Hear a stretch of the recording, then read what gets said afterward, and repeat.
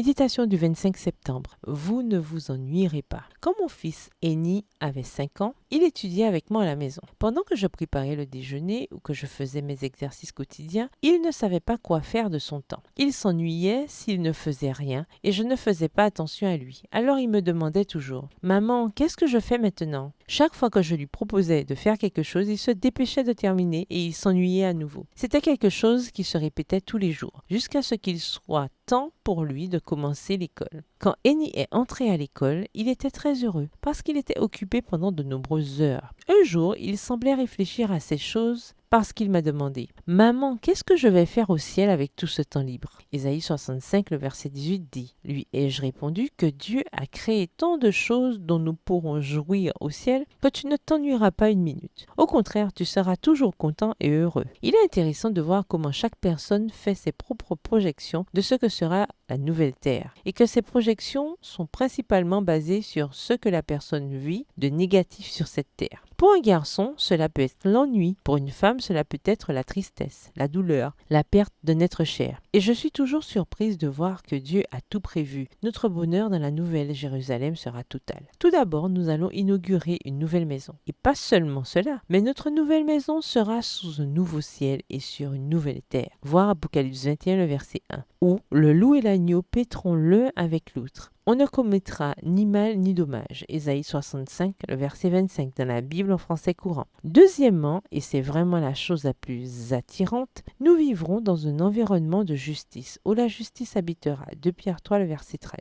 Troisièmement, Dieu lui-même exultera et se réjouira avec son peuple. Voir Ésaïe 65, le verset 19 dans la version Summer. Il n'y aura plus de malédiction. Le siège de Dieu et de l'agneau sera dans la ville et les serviteurs de Dieu l'adoreront. Apocalypse 22, le verset 3 dans la version Parole de vie. Notre joie sera sans fin. Verset du jour: Réjouissez-vous plutôt et soyez à toujours dans l'allégresse à cause de ce que je crée, car je crée Jérusalem pour l'allégresse et son peuple pour la joie. Ésaïe 65, le verset 18. Bonne journée, que l'Éternel vous bénisse.